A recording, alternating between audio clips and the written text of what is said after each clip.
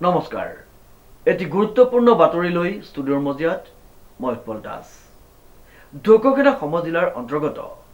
দক্ষিণ ঢকুৱাখানা গাঁও পঞ্চায়তৰ কৃষ্ণপুৰ আৰু তুলসীবাৰী সংযোগী পথৰ ওপৰত আজিলৈকে সম্পূৰ্ণ নোহোৱা এখন দলঙৰ বাবে জিয়াটো ভুগিবলগীয়া হৈছে সাধাৰণ ৰাইজৰ লগতে স্কুল কলেজৰ ছাত্ৰ ছাত্ৰী আৰু ৰোগীসকল নিউজ ডাইৰেক্ট ৰিপৰ্ট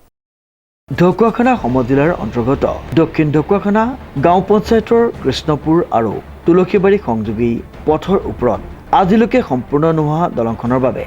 জিয়াটো ভুগি আহিবলগীয়া হৈছে সাধাৰণ ৰাইজৰ লগতে স্কুলীয়া সৰুবৰ সকলো ছাত্ৰ ছাত্ৰী পিছৰপৰাহে হৈছে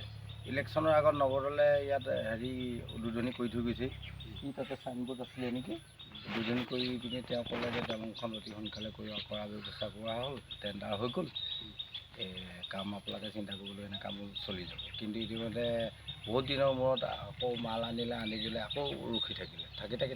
তাৰপিছত আকৌ নৱদলক যেতিয়া নেকি ৰাইজে কমপ্লেইন দিলে মিডিয়া আনিলে তেতিয়া দলংখন কাম কৰিবৰ কাৰণে আৰম্ভ কৰিলে কৰি তলৰ আপোনাৰ বৰিং কৰিলে কৰাৰ পিছত আকৌ থাকি যোৱাৰ পিছত এতিয়া লাষ্টত আকৌ নৱদলে এই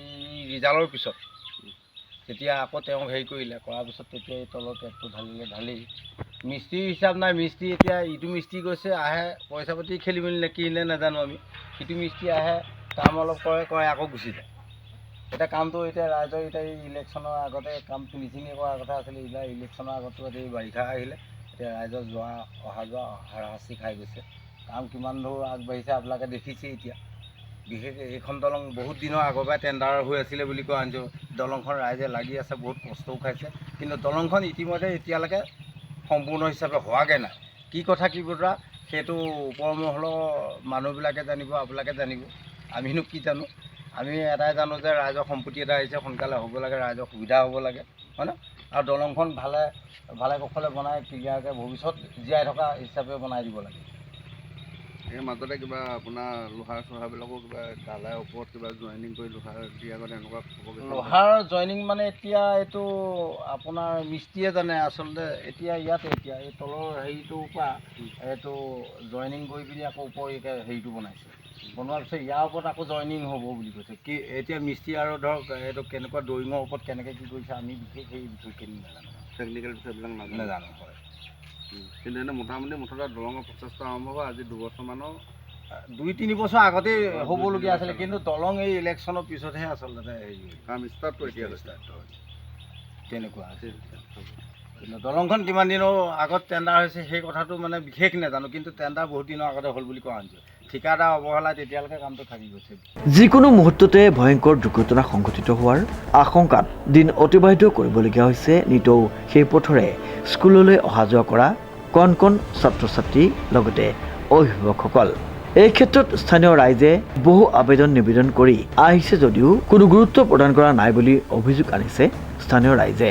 লগতে ৰাইজে স্থানীয় বিধায়ক নৱকুমাৰ দলেক উক্ত বিষয়ত হস্তক্ষেপ কৰি অতি শীঘ্ৰেই দলংখন নিৰ্মাণ কৰিবলৈ আহ্বান জনাইছে আমাৰ এই দলংখনৰ বাবে বহুত অসুবিধা হৈছে স্কুল অহা যোৱা কৰাত দলংখনৰ ওচৰতে আমি ভয়ে পাৰ হ'ব লাগে কাৰণ পানী বহুত বাঢ়ি আহিছে সেইকাৰণে মুখ্যমন্ত্ৰী ডাঙৰীয়াক কৈছোঁ যে সোনকালে যেন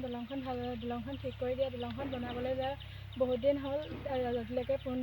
পৰিপূৰ্ণ হৈ উঠা নাই গতিকে মুখ্যমন্ত্ৰী ডাঙৰীয়াক আমাৰ অনুৰোধ যে বিদ্যালয়লৈ অহা যোৱা কৰিবৰ কাৰণে যে আমাক এইখন সুবিধা কৰি দিয়ে এই বিষয়ে সদৌ অসম আহোম সভা লখিমপুৰ জিলা সমিতিৰ দৃষ্টিগোচৰ হোৱাৰ পিছত উক্ত স্থানলৈ গৈ বিষয়টো বুজ লৈ এই ক্ষেত্ৰত অসম চৰকাৰৰ বিভাগীয় মন্ত্ৰী আৰু মুখ্যমন্ত্ৰীলৈ পোনপটীয়াকৈ দৃষ্টি আকৰ্ষণ কৰিবলৈ চেষ্টা কৰিছে আৰু লগতে এই সমস্যা অনতিবিলম্বভাৱে ভয়ংকৰ কিবা দুৰ্ঘটনা সংঘটিত হোৱাৰ পূৰ্বেই সমাধানৰ বাবে দাবী উত্থাপন কৰিছে ব্যুৰ ৰিপৰ্ট নিউজ নাও।